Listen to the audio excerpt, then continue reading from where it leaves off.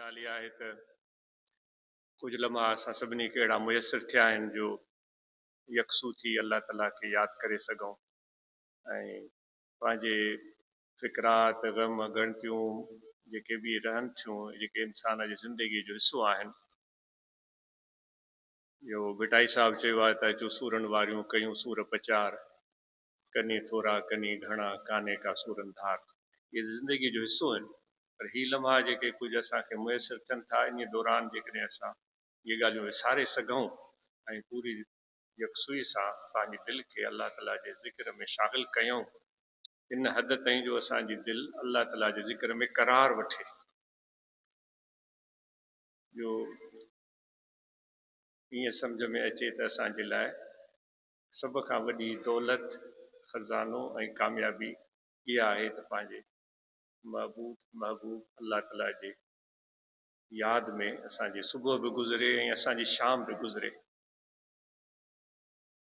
चवण जी हद ताईं त अॼु चई वियो, पर करण जे लाइ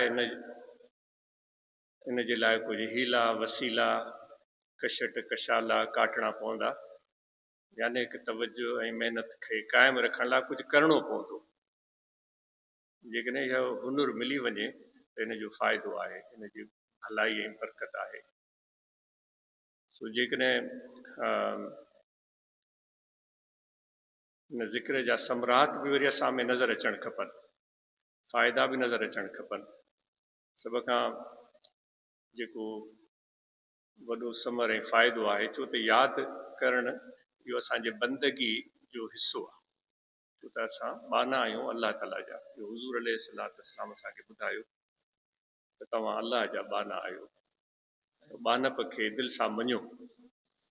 जेकॾहिं सजदो बि कयूं त असांजी दिलि बि झुके, पर अफ़सोस जी ॻाल्हि आहे जो अॼु असां सजदनि खे ज़ाहिरी शकिल ऐं सूरत ताईं महदूद करे छॾियो आहे। मां बि सजदो ॾिनो, अवां बि ॾिनो, कंहिं ॿिए बि ॾिनो, बसि चयोसि बाबा निमाज़ी आहियूं। असांजी दिलि जो झुकाव अल्लाह ताला जी तरफ़ थियो, तवजो थियो, मोहबत रुझान वधियो, इन तरफ़ तवजो आहे ई कोन। सो वरी महबूद हक़ीक़े जी मारिफत सुञाण पहचान, उनजी पसंदि नापसंदि जी ॼाण, इहा बि असांखे इन तरफ़ बि असांजो तवजो कोन आहे। सभ खां वॾी ॻाल्हि इहा आहे त एॾी सुहिणी काइनात अल्लाह ताला तख़लीक़ कई आहे ऐं इंसान जे हथ में उनखे छा चइबो आहे इल्मु सोच सम्झ सभु सभिनी शयुनि सां आरास्ता पैरास्ता करे काइनात ॼण को उनजे हवाले कई आहे। सो ज़मीन में असां ई हर था खेड़ियूं न, साम्हूं अवां ॾिसो कणिक जी मौसम आहे, गंदम जो फ़सुलु थिए पियो, कणिक जो फ़सुलु थिए पियो, असां ई उन में हर था खेड़ियूं हलायूं ऐं वरी उनखे पाणी था लॻायूं, वरी ॿिज था विझूं, उन मां दाणो निकिरी थो अचे। यानी असांखे अख़्तियार बि मिलियो ऐं अख़्तियार खे अल्लाह तबारक व तआला पंहिंजे फज़ल ऐं करम सां उनखे कामयाब बि करे थो।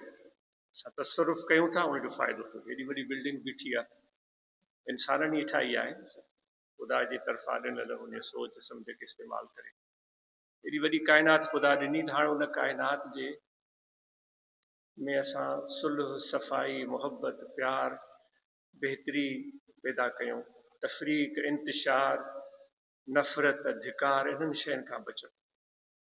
असांजो त तरीक़त सां जी तइलीम सां ताल्लुक़ आहे त उहा ई ॻाल्हि कई वेंदी।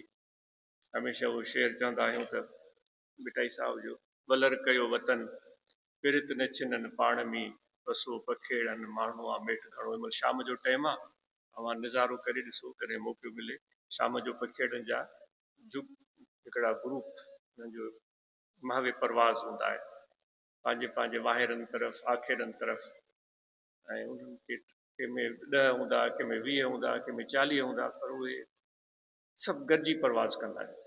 कबूतर वेहनि था मथे, हिकिड़ो उॾामंदो उनजा पोयां 10 ॿिया बि उॾामंदा, उहे पाण में गॾु उॾामंदा।